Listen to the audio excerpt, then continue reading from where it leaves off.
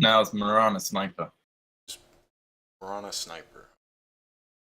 So, and you had, did you have Venge or Disruptor? Venge, but kind of solo. Okay. It looks like this Venge, like, fed a bunch of times, then went AFK in base. Or just straight up abandoned. She abandoned like 6 minutes in, or 8 minutes in. So, we're mostly just going to look at the lane if that's the case, maybe a bit afterwards. Unless it was, like, still pretty much a close game, 4v5. I mean, was it? I guess I could have looked at the graph. I mean, I was still the most farmed on both teams.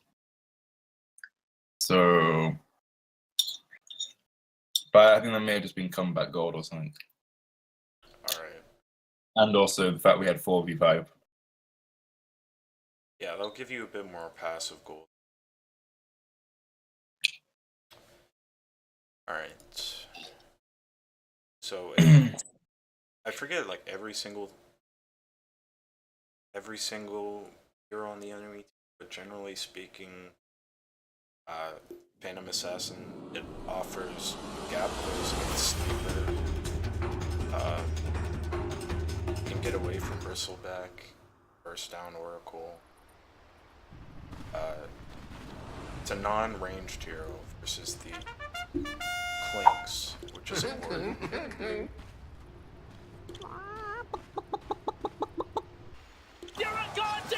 What is the PA versus Clinks that? No, it's I want to die. It's alright. It's okay because if he turns on strafe, then you can actually hit him. You can't really, like, there's nothing you can do to stop him from strafing him. You just straight up can't purge him because there's no way that you can buy a Yule only item that can purge that. Since Nullifier is also a projectile. Is this on 7.18? This was yesterday. Oh, of course. I mean, I guess it has to be since the patch has been out for a week already. I think. I think your starting items are fine. Yeah, I went 9 tangos because I assumed I'd be against the Bristle. Yeah, as a melee hero, you don't want to really go for that magic wand rush against Bristle as a melee, because then you're just lacking in regen. Yeah, I mean, what, she was a bonus hero, so I also went 9, because, you know, it's probably more useful to have that than, some Quelling Blade. Right. So, yeah, early on, just want to try to pull aggro back as much as you can and try to get the least amount of right clicks possible. Yeah. Just really go for that range creep, deny whenever you possibly can. It's good that it's gone underneath the threshold here. Yeah, it looks like Vengeance is still stepping the bounds here.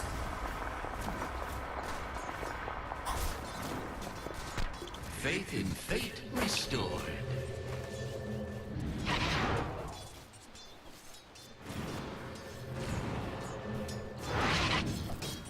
You're a goddamn hero!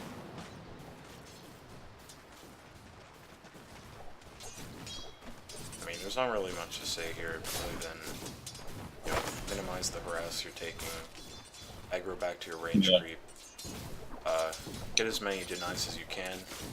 It's better with when you've got Venge because she gives you that aura. I mean, yeah. This is a pretty decent, okay lane, the Venge, as well as Phantom Assassin. Yeah, I think because what with her aura and stuff, it just makes lane a bit nicer. Yeah, plus the minus armor, or I mean, you Yeah. know, once she gets it, can be pretty huge. Well, I mean, she kind of just used it for farming creeps.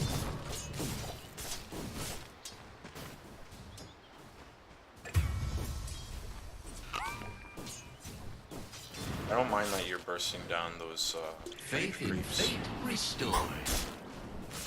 I mean, they're both Yeah, these I mean- are both ranged heroes, so once the creeps are under tower, they can still harass you Yeah. safely without having much knowledge of like creep aggro under tower or tower aggro. So, I mean, at the end of the day, like this is what the lane's going to end up looking like, just because they have wave clear, but you don't. Which, I mean, it can work in your favor if they don't really have the ability to dive you. Okay. I mean, sniper can't dive Yeah, I mean, if Sniper just oversteps, he's just dead. That's just how it is. you, right? Alright, now that you're level 3, you can just spam the dagger on the enemies all the time. It's makes quite a big difference now that it Yeah, scales like that. I was thinking maybe I should have gone for an earlier blur.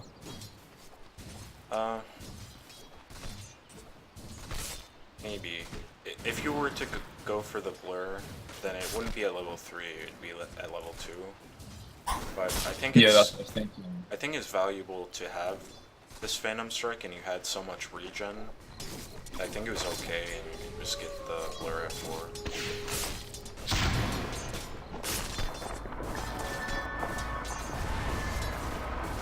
So, having this Blink Strike against the sniper is pretty nice, so that you can get out of the shrapnel if you have to.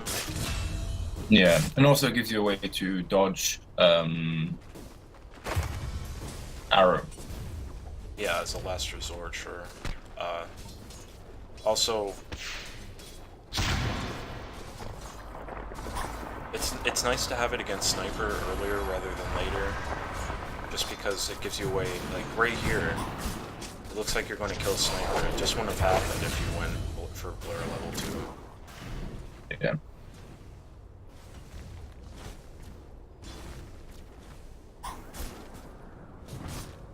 Looks like you're just zoning it away from the rune here. Yeah, which I forgot to collect. At least Marana didn't get it. Now, one thing I want to mention is the courier usage here. You should have already used the courier by now, since it's very difficult to get to the side shop. Yeah. I would have liked to see the Wraith Band plus like a salve or something like that, because you're good on tangos, but like right here is where you want to have that salve, and you could have sent out that Wraith Band like as soon as it's approaching the 3-minute mark and Death Prophet doesn't need the courier. Yeah. That's where you can start using it. Like, in the laning stage, Death Prophet's probably going to use the courier twice, maybe 3 times. And when it, like, right before the 3-minute mark, where, you know, maybe it's going to go to her first, but afterwards you can make it come to you. That's where it transitions from the walking courier into the flying courier, like right here, where it would take this like weird path, kind of convoluted, where maybe Marana's there, but it just turns into a flying courier, so it'll be safe.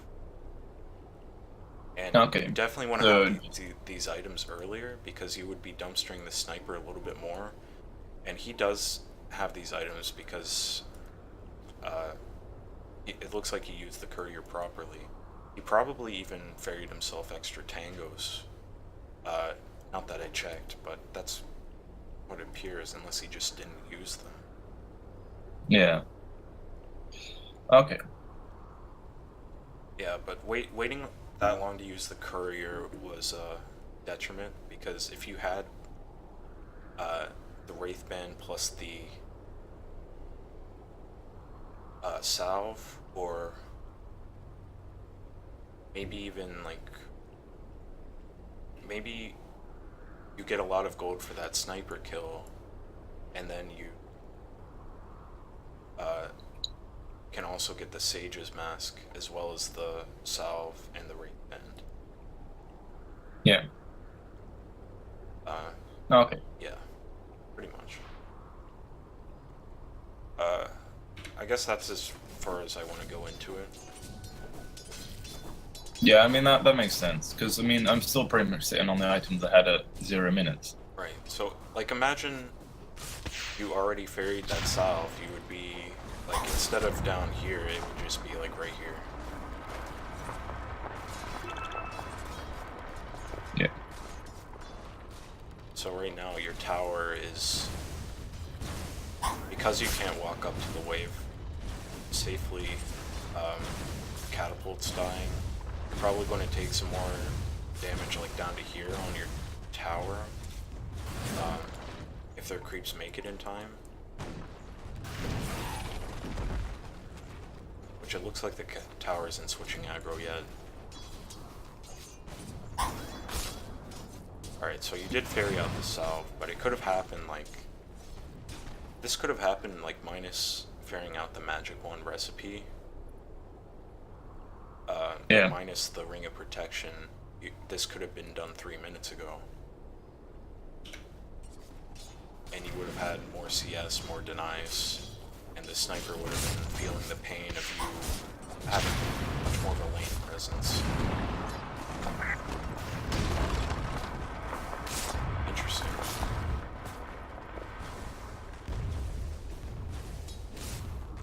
Headshot you like twice and it costs you the catapult CS.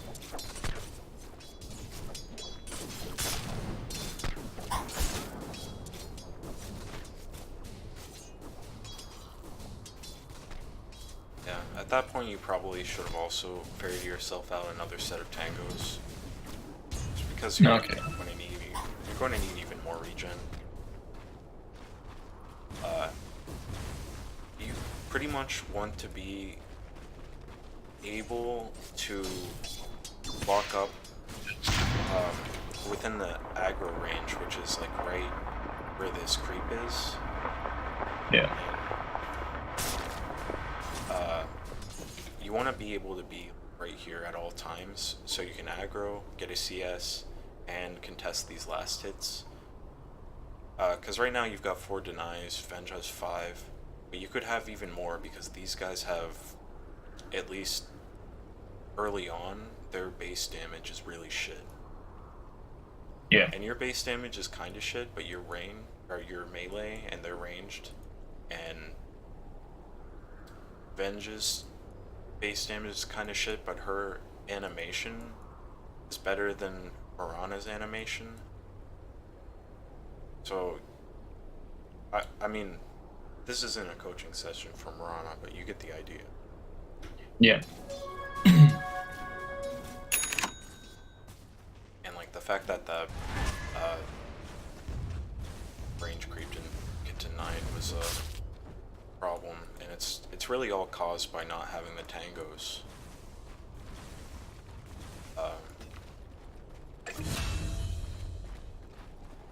I would say.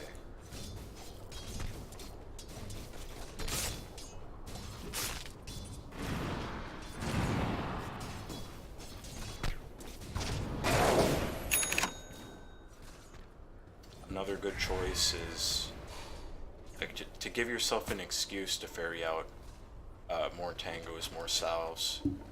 But you don't just want to ferry yourself out a salve or a tango. You also want to ferry out an item that makes you stronger in the lane. So, Okay. for instance, in this matchup, when there's a Mirana who's got like a Starstorm and an arrow, what you could get is a raindrop. Yeah. And it'll get used up in this lane. It'll like every time it procs, that's saving you one tango, essentially. Yeah. That's one way you can think about it. Like having this ring drop means you don't have to use 5 tango charges, pretty much. It also gives you some mana regen, but that's not like a huge issue on Phantom Assassin. It just means, I don't know, with that extra HP and lane presence, you can probably leverage being in range to use your Stifling Dagger off cooldown on the enemy. As I mean, yeah, sure, go ahead and use the Stifling Dagger to secure creeps if you have to, but the majority of Phantom Assassin's lane pressure comes from her ability to spam this dagger off cooldown. Yeah. Onto the hero. Yeah, onto the hero. Alright, let's continue. So right here, like you figured out this, and I really want to hammer this in because this is really important in the era of safe lane just gets dumpstered by an aggro dual lane every single game. This is very important to make sure that you're not ferrying yourself enough regen to get to here. You need to ferry yourself enough regen to get to like here. You know what I mean? Yeah. So it should have been like Tango and Salve. It should have been Tango and Salve and Ring. and the Wraith Band or the Sage's Mask, or like if you're just not getting to the side shop, then you've got no choice but to bring out those Rings of Protections and those magic sticks. But also, in this game I would have gone Phase Boots, just because it makes like this is actually a good Phase Boots game because they don't have that much lockdown, and you're in this day and age you're going to be fighting like non-stop all the time. There's not really a lot of room to just sit back and farm, and the Battle Fury build, I didn't spoil myself and see if you got it or not, but it's really difficult to just go for that Battle Fury in this day and age, and it looks like you didn't get it. Yeah, so you're not going to, like, you need to use the courier to bring those blades of attacks out to you. That's when you bring yourself more tangos and maybe a Yeah, because what? Ever since the change that Blades of Attack weren't in the side shop, I've kind of just gone off Phase Boots. I have two for the most part. Besides, like, on autopilot, I'll just get Power Treads, just because I don't have to use the courier for them. But sometimes when I need that extra regen, and they don't have that much lockdown, and I'm on a hero that benefits from the Phase Boots because I've got, I don't know, an attack speed steroid, or I really need that extra mobility just in my boots, because I'm not going to be able to get the extra mobility in the form of a Shadow Blade or in the form of a Blink Dagger, because Drums is kind of fallen off as well. Then the Phase Boots are an option. Like, it's just it's all about maximizing your courier usage. Like, so if you're going for, and you also have to recognize when it's going to be a good Phase Boots game, which is mostly just if they've got low amounts of lockdown, if you have like if you can gap close and the enemy doesn't necessarily have a ton of disengage, where Phase Boots can really come in and provide you that extra chase, as well as like right here, Phase Boots against Sniper, you run out of his shrapnel faster, and once he does have that Hurricane Pike or just the Force Staff, if he goes the Force Staff first, you know, he Force Staffs and then you Phase Boots after him. Yeah. I guess so. So when you're ferrying out this amount of regen,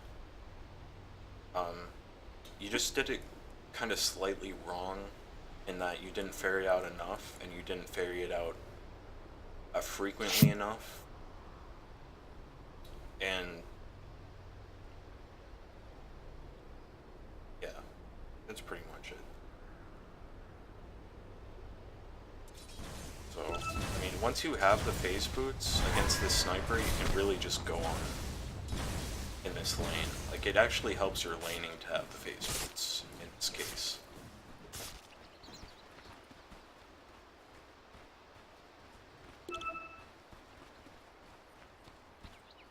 And that's not to say that I would go phase boots before Aquila here. I definitely would. Yeah, I think Aquila's just too good not to. I mean, maybe brown boots and Aquila, but I think like the only heroes where you would go for the phase boots before the Aquila is just like a Troll Warlord or like a Jug if you really need it for laning, or an Ursa.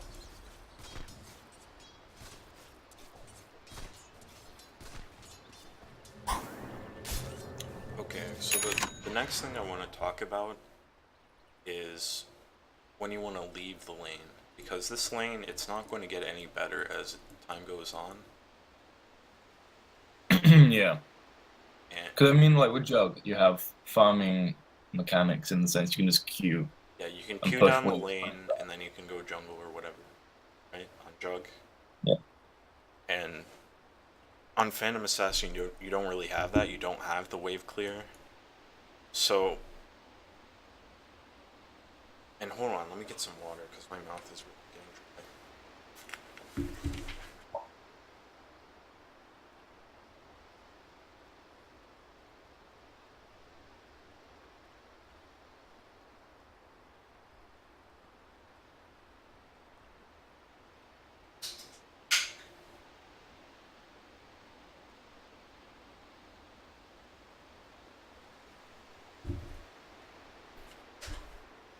Okay. Alright, so I was talking about when you want to leave your lane. It's pretty much when you've hit that first power spike, that first post-laning stage power spike.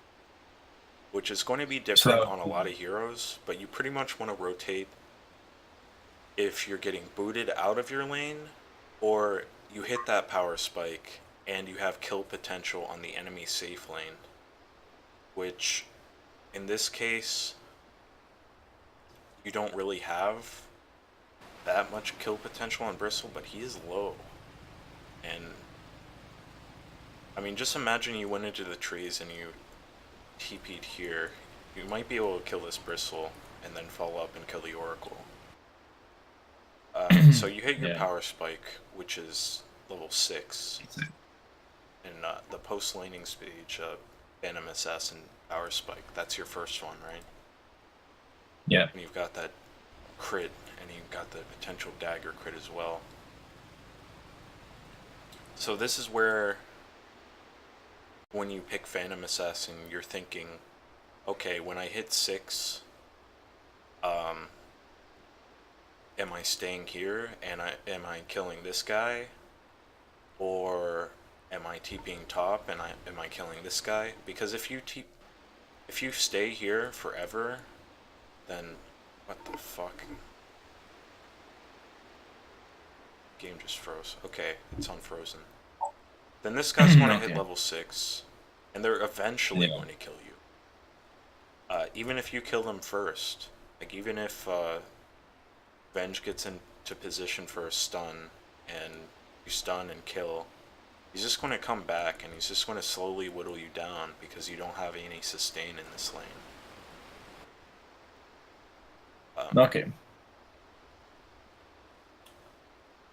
But up here, it's a similar story, but what you really desperately don't want to do is be around here, around the 10-minute mark, when they can start pushing your tower with a catapult, because you're Yeah, giving so them. you wanna Go ahead. be active on the map. Yeah, you want to be active on the map, and you don't want to be there when your enemy hits their first power spike, their first post laning stage power spike. Because if it coincides with the 10-minute catapult and they kill you, then they might accidentally kill you and then take your tower. You know, whether they intended to do that or not, might end up happening. And that's like the worst thing, because this is the first tower that should go down because it's the easiest. You don't have to get any additional map control in order to come at it from multiple angles. And Yeah.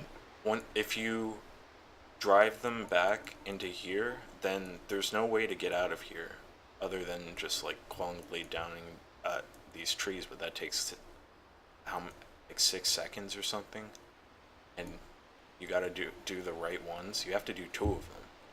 That's by design. Yeah.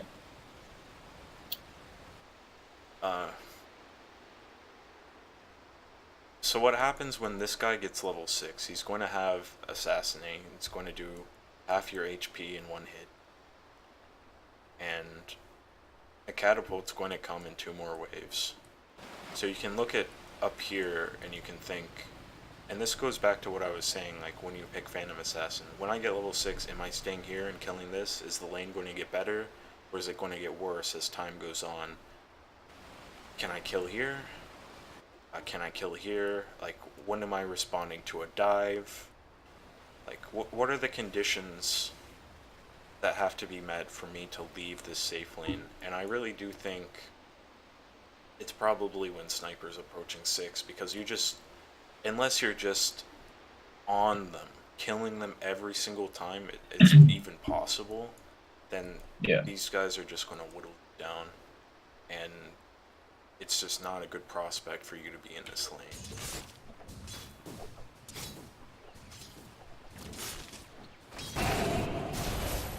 See, like, this isn't a kill. She got 2 deep charges. Force her back at least. But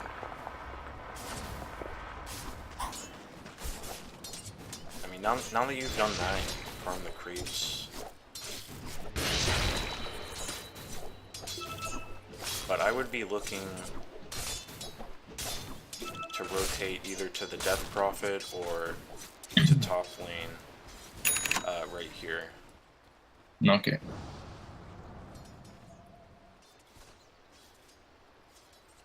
Yeah, I think this is when the Venge start getting PA'd. Because I told her that Clinks was missing. Because you know how like Blur can show invis heroes. Oh yeah, yeah, it's quite useful. And I was pinging that like Clinks is right here, and then she's like, no. So. Alright, so now Sniper's 6. Clinks is collecting the bounty runes, but he's probably going to come right back. They've got Catapult. This is when you should have already left the lane like a minute ago. Yeah. Because this is a bad situation to be in. yeah, like, maybe you can get away with it in your game, but as you go higher, competent players, they're just not going to let you stay here and kill this Catapult. And I'm not exactly sure at what level that starts happening. It doesn't necessarily even happen at my level, where people are still like auto-attacking, downing tower or catapults as soon as they get at 50% HP. In some cases, people just don't realize how powerful these catapults are. I don't know what level that starts to change. I don't know. I guess it just doesn't. I guess that's just something you know or you don't know. Yeah, I guess so.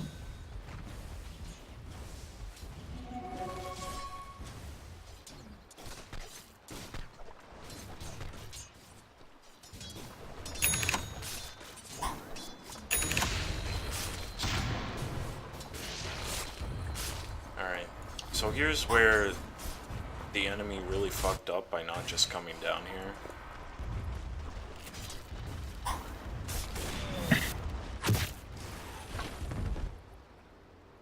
this sniper should have had backup. You should have died there. Yeah. You know, best case scenario, kill sniper, but the worst case scenario is like one level 1 star storm away, pretty much. One arrow. I mean, yeah, because I wasn't expecting any like rotations or anything, so. Yeah, it's And I just saw a it, dangerous prospect, is what I'm saying. Yeah. And that's like game throwing shit if you die there. Oh yeah.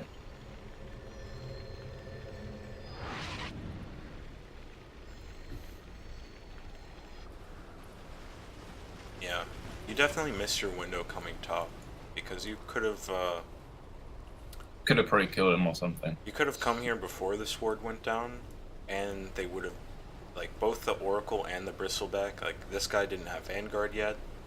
Oracle Yeah. was like this much HP, and he was like this much HP. That's when you could have TP'd in and potentially killed both of them. Yeah, I mean, you definitely could have killed Bristleback first and then went on the Oracle after, I think. It was pre-Oracle level 6 as well. It's just a window that you ended up missing. Yeah, so I need to be more active on the map, watching players, what they're doing, what levels they are, what is going on. Yeah, that, and like it's kind of hard to do that if you're in, like, during the game, if you're not used to it. But Yeah. what you can do is, during the draft, just try to get into the habit of, like, marking who you can kill and who can kill you. Yeah, because I mean, like, Go ahead. I mean, I picked PA because I knew I could pretty much burst down Oracle, Mirana, Sniper, Clinks, and that the Bristle would be an issue. You can just ignore that guy pretty much, because you can't get anything that pierces evasion on Bristle. Yeah, and I mean, the only thing that really, I think we just lacked any physical damage. Because our two outputs were me and Venge, and the Venge DC'd.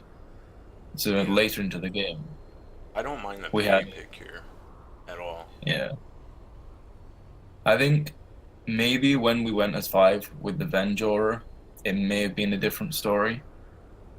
Because Yeah, with the The damage- Ventura, then the damage would have been quite significant on towers. yeah, but it is what it is, you know. People abandon because you know. It happens. Not much you can do about it. Yeah.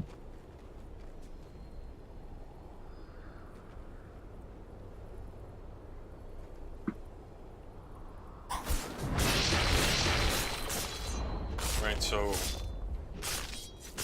here you just it's okay to jungle, but you want to jungle as a I'm not sure if I've talked to you about this, but you want to jungle as like as a train. You get on the train yeah, and then you get. Did I? I was on my way to mid, Okay. and I knew that Clinks was there, so I was letting him push it into the tower, and then I think I was rotating to clear out the wave once it reached tower, so I did 2 camps. Yeah, because I don't just AFK jungle anymore, which is the one thing I think I took mainly from your session. That's good, but I think you should have been heading top instead, because this tower, Okay. not only is there an Underlord to help defend it, but also there's 3 places to TP to. So Yeah. it's okay to walk there because you used your TP scroll already. Even if you died and you didn't use your TP scroll, it would have been okay to walk here and you have it off cooldown, because then you can go to mid or you can go to bottom if they're diving. But this is the tower that you definitely want to show up to defend, because it's the easiest to defend. You've got this high ground right here that you can maybe convince one of your supports to try to D-ward. You've got those 3 areas to TP to. You've got the shrine if it happens to be up. Like, this is the tower that should not be falling. Yeah. Like, either it shouldn't be falling early, especially with this Underlord. So, yeah, your lack of rotation up here, it's not necessarily all your fault. The Venge and the Disruptor also should have been coming up here. Like, you guys should have been four-manning this, essentially, while Death Prophet makes sure that nobody's pushing in the mid tower. And I'm not saying necessarily to forfeit this bottom tower, but that's where the Underlord's ult can come into play and rotate all of you guys to try to take a team fight. Either doing it back on one of these creeps, and that's more on the Underlord than you guys. Because as the Underlord, you want to be like, you want to gather your team and rally the troops and all that, and like call where you want to go and then where you want to go after with the ult. But you can also just tell them what to do. Yeah, I mean, as time went on and I saw that there was a slight possibility we might win, I did kind of tell them what to do, but maybe not in the laning stage because I was just on my own thing. Right. So, yeah, this is definitely something I want you to think about. Is like between their safe laner and you, which one of you, if they came to the other's lane, is that going to be a good rotation? Yeah. So, if Bristleback just all of a sudden, like 8 or 9 minutes into the game, decided to TP down here and just be in your lane, is that a good rotation for him? I don't think so. But if you rotated up here when they're half HP and there's no, I mean, you didn't necessarily know there was no ward here, but if they're half HP and you have level 3 dagger, which is pretty much like this, a farther range than the tower, like you've got Phantom Strike, you've got the dagger, and like you can dagger and then this guy can Firestorm on top of them. Like dagger is enough of a disable against these guys, pretty much, because they don't have any escape. Yeah, especially if Bristle was pre level 6, so we could have killed him quite, I think, at the time. Yeah, like, you really want to fight Bristle earlier rather than later. Like, he really starts to peak once his Bristleback is like level 3, level 4, as well as his first item, whatever that may be. Yeah, I think once he gets a Vanguard, my damage to him just is negligible. Negligible. Yeah, negligible. Yes. Right. So your window is, I mean, and we've talked about that a couple times, but that's just like, it's something.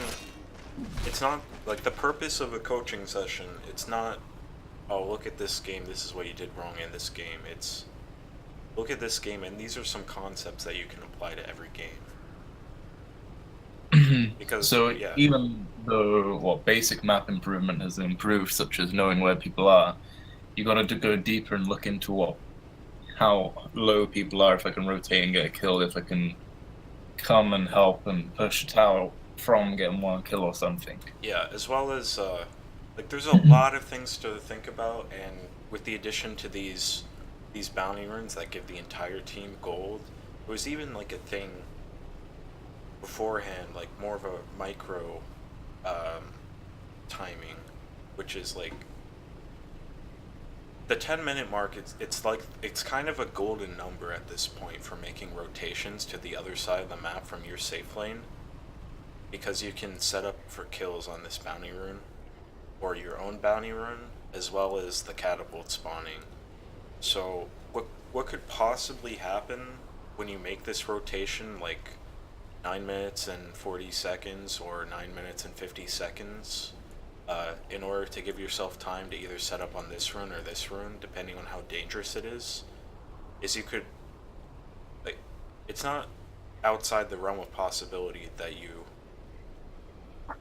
get 1 or 2 kills, get both bounty runes, and you kill their catapult, and you start damaging their tower, possibly even take it. No, okay.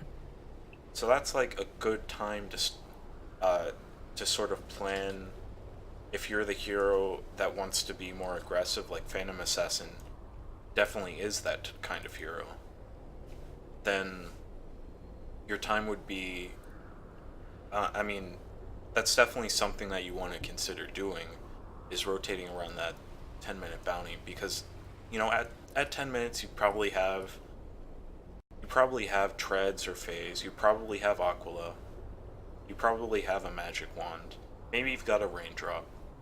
You know, you're pretty much ready to go right then. You've got enough Yeah. levels. You've got 6, you've got Blink, you've got everything you need to just do something. Yeah, you've got your first power spike and you've got your basic first items at that point, which is what makes this 10-minute mark. I mean, I don't know like how much pro players are playing around it. They've got to be though, because if I can see it, then I'm sure they can. Oh yeah, I think they do. I think I've heard it mentioned in games and stuff. Like, the runes are very important nowadays. They very much are, because they're really, like, the gold value doesn't seem like much until you multiply it by 5, and then you multiply it by 2. Then it's a lot of gold. And then also, if you're denying it off your enemy as well. Yeah, that's where the multiplying it by 2 comes Yeah. in.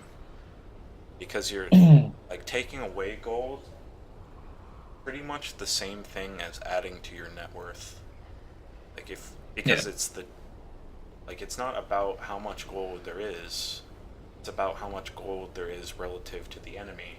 That's why it's even possible for Dota to happen at low levels, you know, compared to high levels.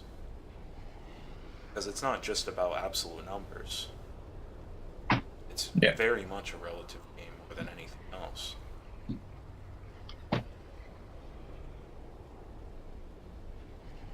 I'm not exactly sure where okay, the rotation. Yeah, it's definitely something you want to think about. And you know, sometimes you want it to be reactionary, and other times you want to be the who's making the move first.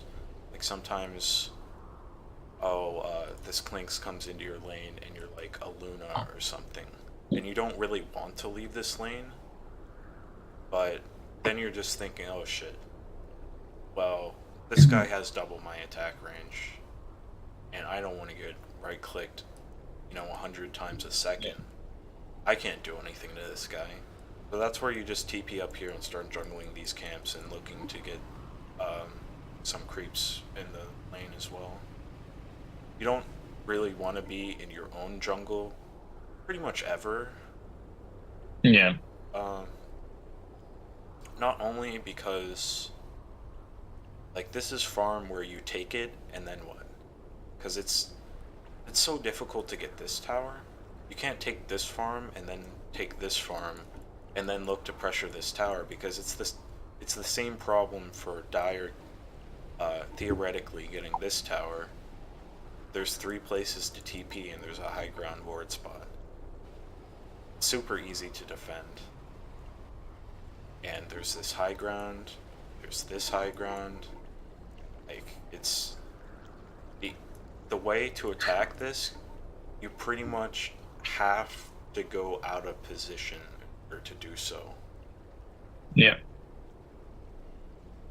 But if you're attacking the opposite tower, then you've got this, from the Dire's perspective, you've got this long way where you've got a lot of opportunity to see, and you can go up, you can be on high ground the whole time.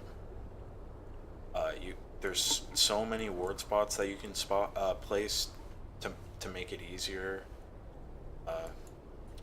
If they retreat into here, it's difficult to get out if they have no mobility spell, because if you find them in that window where they're cutting trees to get out, or they're just hiding and hoping, I mean, you can use scan to know if they're there or not as well. It's so easy to dive this and get kills over here. Like, how many times have you seen players getting dived in here or getting dived in here, and then they just eventually die, and then the tower goes down, or the tower goes down like almost all the way. That's just what happens. That's just the way the map is designed.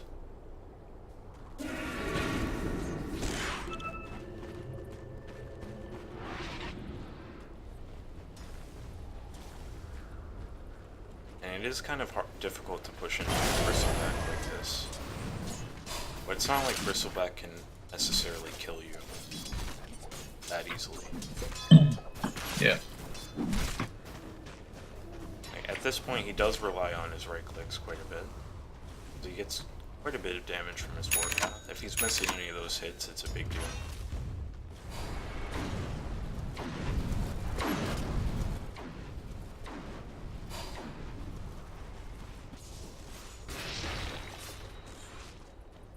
Yeah, so it looks like you guys are okay.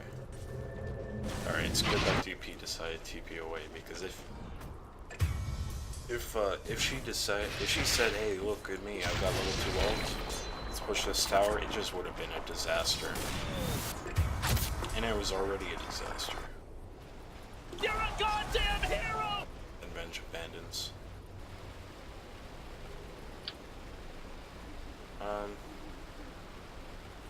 How much more of this game do you want to look at anyway?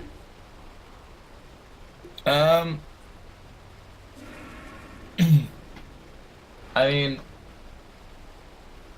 well, the Venge abandons, you can't really salvage much from there on, other than a bit, but...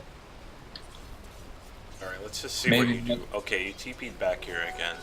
Like, just know, pretty much, like, the order of objectives from easiest to hardest. Yeah. Like, I'm always TPing to the hardest objective. yeah, and with the heroes that you seem to play, like Jug and Phantom Assassin, they don't want to be the hero that TPs to the hardest objective. They want to be the one who goes to the easiest objective and pressures it as much as possible, or yeah, or something like that. So, like, this is where you say, Underlord, come down here and spam fire storm on the wave. I can't do anything. Like, that's you know, that's one of your generic lines. You tell your offlaner, hey, come down here and farm it. I'm going to give you the safe lane farm. Like, you can frame it that way if you have to. Yeah. Okay. It's good to know. And then,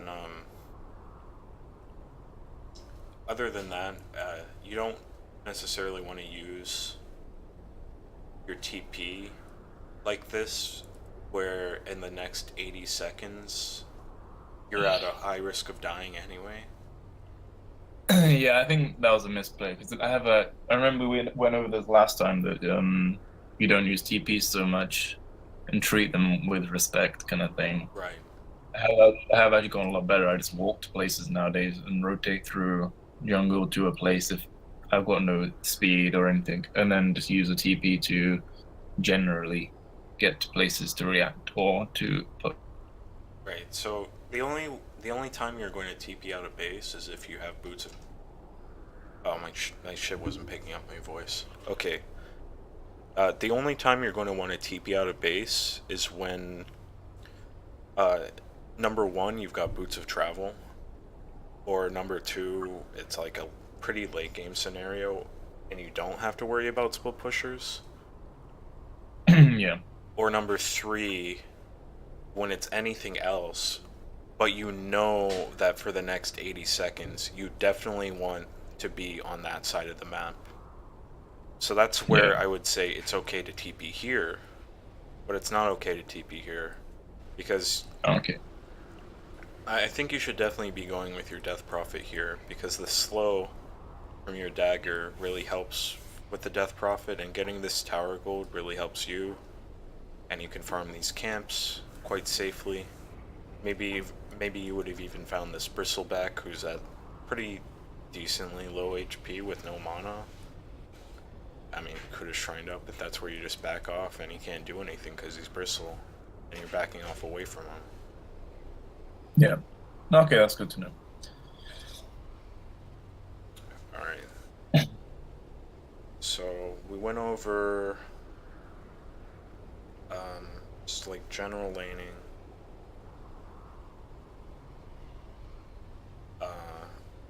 I mean, mean, if you, sorry, what were you saying? I'm writing some notes for like posterity's sake, as well as like wrapping up the session. So Yeah, we went over like general laning, we went over courier usage. yeah, and In right rotation and farming first switch rotations. 10 minutes. So basically, it was just like the first 10 minutes of gameplay, pretty much. Yeah, I mean the first 10 minutes of gameplay, that's really where if you improve on it, like the first 10 minutes of gameplay decides so much right now in the game of Dota 2 that if really you just want to refine it as much as you possibly can. In the first, Yeah, like if you know like the general order of objectives in order from easiest to hardest, and when you should take Roche, then that pretty much covers like the entire mid game, because that's just okay, let's go here, alright, let's go here, okay, let's defend the tower. yeah. I mean, I was the only one in the whole game to take Roche. Yeah, and I mean your team They know. probably has better Roche taking, but their team can fight okay. But Yeah, your team can fight okay too. I mean, just out of curiosity, I mean, you want to scroll to like pretty much like one of the latter moments in the game, like 40, 50 minutes in, and just have a glance over a team fight just to see how one goes. We just ended up like defending high ground for a while, and obviously they had a massive net lead. Okay, Uh, so let's watch.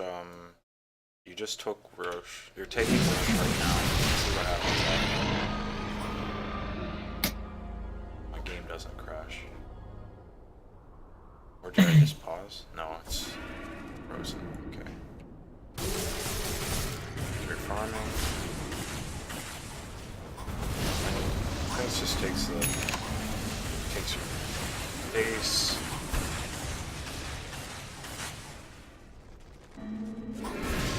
yeah, I think maybe if the Clinks was a different hero that can't, push as well, probably wouldn't have been defending Megas. Yeah.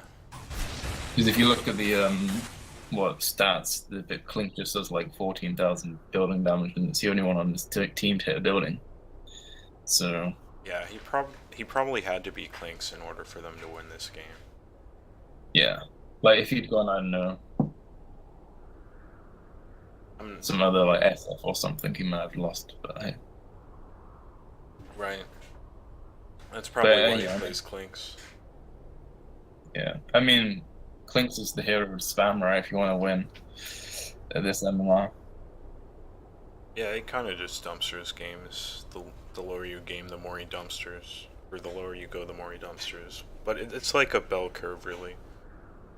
Like a reverse bell curve, because the higher you go, the more he dumpsters as well. Because then you really understand the game, and you can really be in the right place at the right time. And build the right items. Yeah, I mean, Clink's pig stick is pretty annoying. But yeah.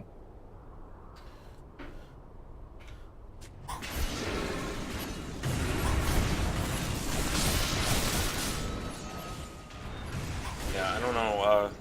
I mean, pretty much my philosophy right now is the laning stage is so important that if you're doing anything wrong in the laning stage, or you're not taking advantage of anything of like your first rotation, Yeah. then you should probably just polish that stuff up and really try to understand the game from that perspective, because what happens in the laning stage really just determines what happens in the rest of the game right now. What ends up happening is often, unless teams throw like ridiculously hard going high ground 3 times, is whoever wins the lanes like 2 out of 3, they just eventually get more and more map control, and they eventually get more and more bounty runes, and their lead just becomes insurmountable. Yeah. And that's just what happens in like most games right now.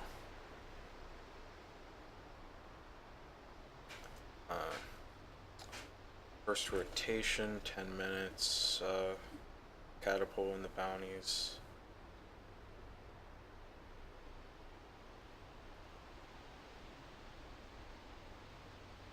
I mean, I don't really want to go over itemization that much. It's just, it was probably fine here.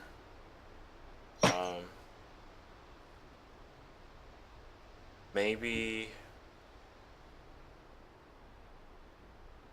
the only thing I could say is I would have gone for a basher against the Clinks because that's the only form of lockdown other than like a hex that you could possibly get against him as yourself. And you don't really Yeah. have like too much lockdown.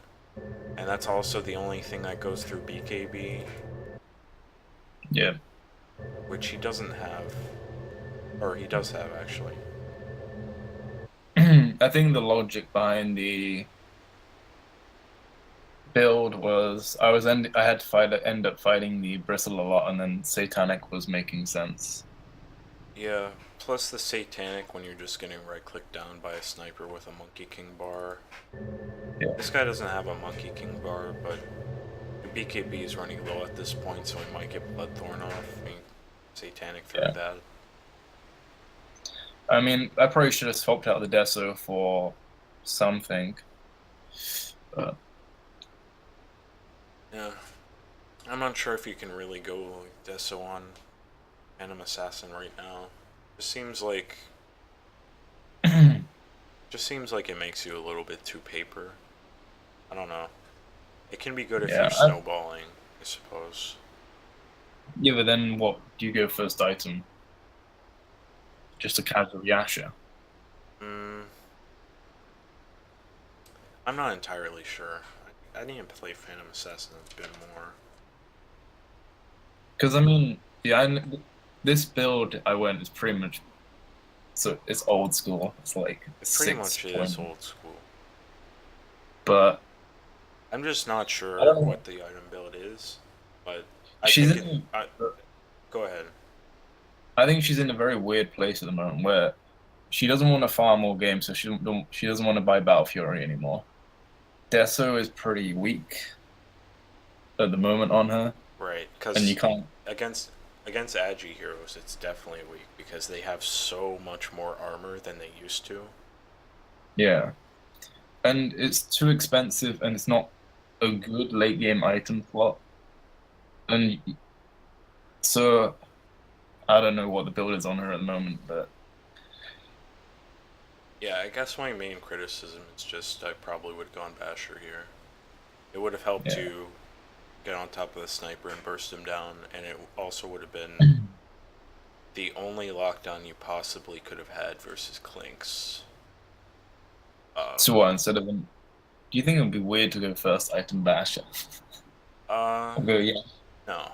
I've been building, personally I've been building like vanguards and hoods on safe lane heroes like Phantom Lancer and even Phantom Assassin. The few times I've played her, I've ended up going one of those early sustain items, just because you can't, like, you really don't want to buy lifesteal because it just doesn't offer enough, and you really don't want to buy Battle Fury because it doesn't come online fast enough. It doesn't give you power spikes, and you're not going to get that much out of the lane. Yeah, because I always used to go early Vanguard, like phase boots, Aquilia, Vanguard into Yasha or a Deso. Yeah, I mean, something like that's probably the correct build these days. It just hasn't I been, mean, like, fully fleshed prob out by pro players, and people haven't, like, fully explained it, and people haven't, like, fully digested it. Like, the patches are happening so frequently, so, like, so much so that, like, the zeitgeist of Dota 2 hasn't had time to change, because it does take time. Yeah. I mean, maybe even an early diff blade onto instead of a deso, maybe a choice. I don't know. Maybe. But that doesn't provide you any sustain. Uh, Yeah, but if you're going for early fighting, I think a diffusal offers quite a lot more than a deso. yeah, definitely.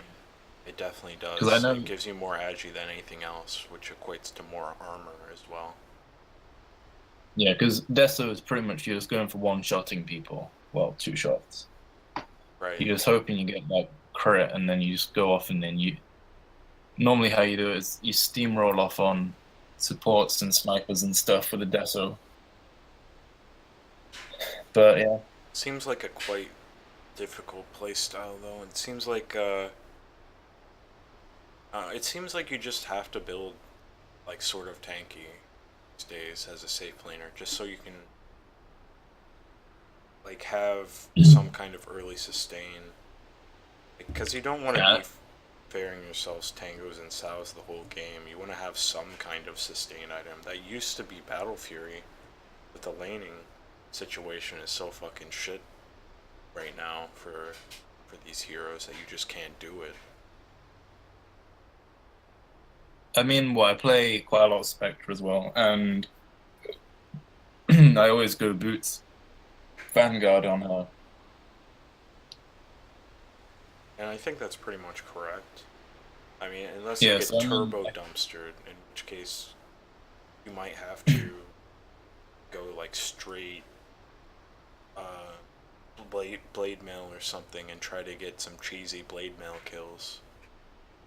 yeah, then you're going down the whole 30 odd minute radiance if you were going radiant still.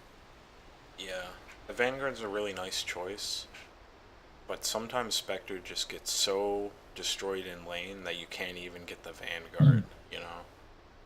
Yeah. Sometimes it's the right choice to just go like Treads Aquila straight into the Radiance.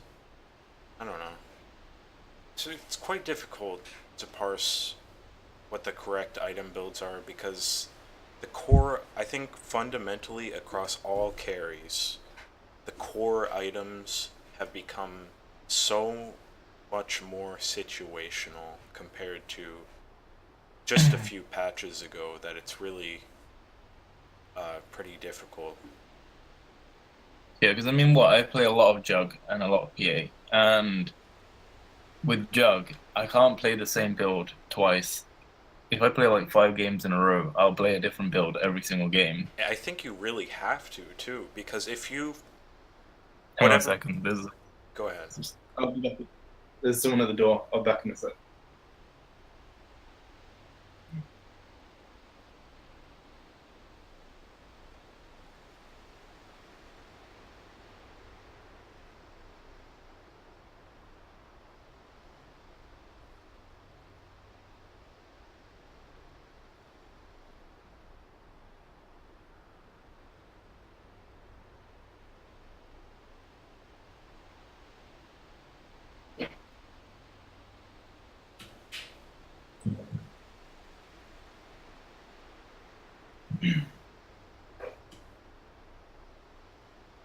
Yeah, sorry about that. That was the postman.